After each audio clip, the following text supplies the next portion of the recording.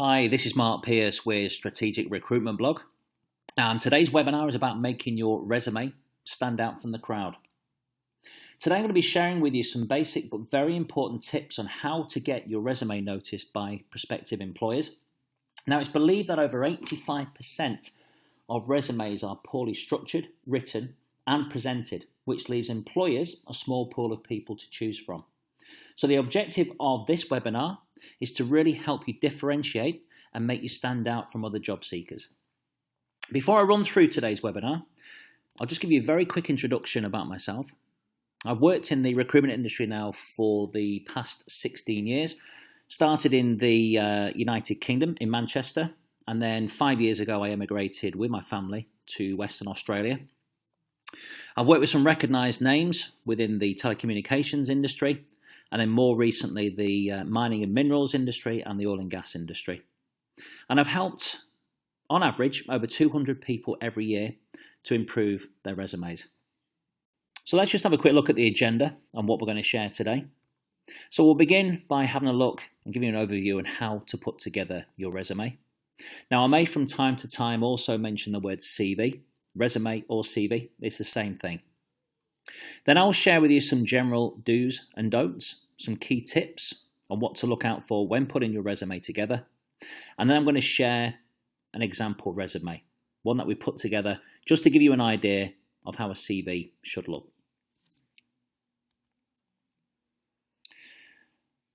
So the first thing we're going to look at is we'll start with the very basics. Now, these will seem extremely basic, but I can assure you there is a reason why I go through this and explain why you should have your name, contact numbers, and also emails on resumes. I see a lot of resumes without contact details on them. The first question that springs to mind, if we get a good resume in, how on earth do we contact that person back? And believe me, we do get a lot of CVs as well without contact details on them. So please ensure you have your name. A contact number can either be a mobile telephone number or a home telephone number. Generally a contact number where we can reach you. And also as well, an email address, but make it a professional email address. I've seen email addresses such as luckylips22@hotmail.com, bmxbandit at Yahoo. Keep in mind that prospective employers are going to be reading your resume. So ensure you have a professional email address. That might be a Yahoo or a Gmail account, for example. And the normal format for those is generally first name dot surname at gmail.com. So keep it professional, but please ensure you put at least a name, a contact number, and an email address on your resume.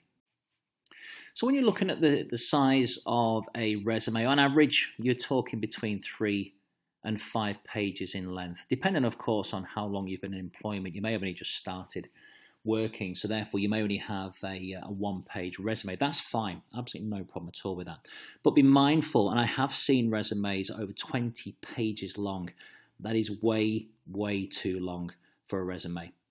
So with the structure as well and the size of the document, make sure that your resume is printed on one side of a sheet of A4, not both sides. Again, I've seen resumes on both sides, and if you think about sort of 20 pages in length, it could be almost 40 pages if you have them on both sides. So just keep it to the one side of a sheet of A4 and keep that sort of anywhere between 3 and 5 pages in length. Now, the structure of a CV, normally you'd start with a summary. I'll explain a little bit more about your summary in a second. Then you'd either follow that with either, depending on whether you're comfortable, you could then have accomplishments or achievements, or you might then wish to lead with employment history. And then after all of that, once you've given everyone a summary of employment history along with accomplishments and achievements, you may wish to put in there some references. I'll give you a general tip on references shortly as well. And also as well, it's important to have some qualifications in there. Now, there's no hard and fast rule of which order really you put these in. I mean, you should start with your summary, and then really you should then have your either accomplishments, employment history, references, etc. You could even have your qualifications on the first page. It depends on the actual role or the job that you're applying for, and how important that qualification is to the job. I'll explain more now. So your summary should cover exactly who you are, how long you've been in employment, what type of opportunity you're looking for, and in general, what you can bring to an employer, whether that's in the first 90 days or the first 6 months or the first 12 months. Now, you can put in your summary your qualifications. So you might wish to put on there a fully qualified chartered engineer with the following qualifications A, B, and C. That's fine. You can have those in your summary. But your summary should be no longer than 1 to 2 paragraphs in length. Should be very concise, to the point. But this is your opportunity to be creative here and explain to the employer, the person who's reading your CV, you should be able to explain to them exactly who you are and what you can bring to their organisation. Think of the question in the terms of, why would this employer choose to hire me above anybody else? That's what you need to put in your summary. So make it count, be creative, be concise, and explain to the employer why they should hire you. From this point onwards, you might choose to put some accomplishments in there, some achievements. That's my particular preference. I just like to front load a couple of accomplishments and achievements. Or you may choose next to go with your employment history. So you should really put this in reverse chronological order. And what do I mean by that? It's your most recent employer first and your most recent job first. So have your job title, who the employer is, and the exact dates of employment as well. Now, why do I say exact dates of employment? Well, believe me, when a person comes to doing a reference check, if you're successful going to an interview and you get to the final stages and they do decide to do a reference check, those dates, those job titles, those employers have to check in. So make sure that you're honest by putting together your employment history. Within the employment history, you want to focus first of all on your most recent employer or your past employer if you've just moved on. And you want to really set it out so you have a number of bullet points in there. Okay, I would probably recommend no more than 10, but what you want to be able to do here is to describe your job in as much detail as you possibly can, but be creative and put it into bullet points so you're highlighting the exact role that you've done and the duties that you've performed. So rather than write it like an essay, set it out in bullet points, much like this slide is showing you now with the bullet points down the side. So explain to your reader exactly what you've done. If you're deciding to put accomplishments in with your employment history, this is a great opportunity to include your achievements. Now, the best tip I can give you on achievements is to make them tangible, make them measurable.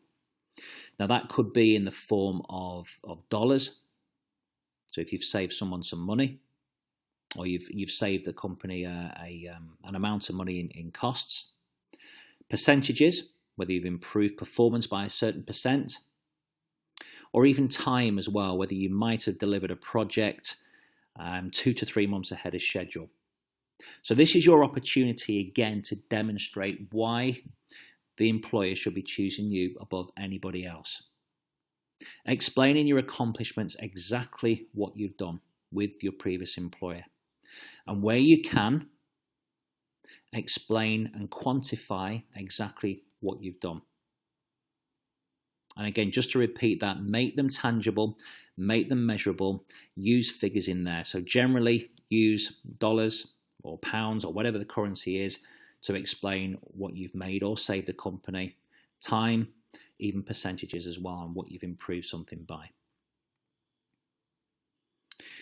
With references, now general rule of thumb with references, and this is what I would advise if you are going to put references on your CV, I would put on there that references are available upon request. That's a standard one I see in a lot of CVs.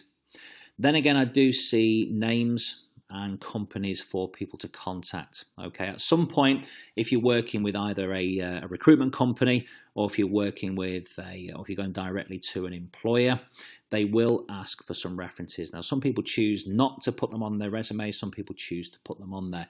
What I would suggest and what I would certainly recommend is if you do put your references on your resume, ensure that you explain very clearly that those people are not to be contacted without your prior permission. Okay, the last thing you want people doing, and this happens with a lot of recruitment consultants, they just see that as an opportunity to pick up the phone and speak to people that you've previously reported into, your line managers. 4 or 5 people doing that, and they're getting 4 or 5 different calls. I'll guarantee you'll get a call from your previous employer asking the question, why are all these people phoning me? So again, just to repeat, make sure that nobody contacts your references without your prior permission. And just turning off with the qualifications. So with the qualifications, as I say, you may choose to put your qualifications within your summary, but make sure whatever you do, whatever role you apply for, they probably will ask for a qualification. Make sure that qualification is clear on your resume. Ideally, if you can put it on the first page, if you can fit it on the first page, fantastic.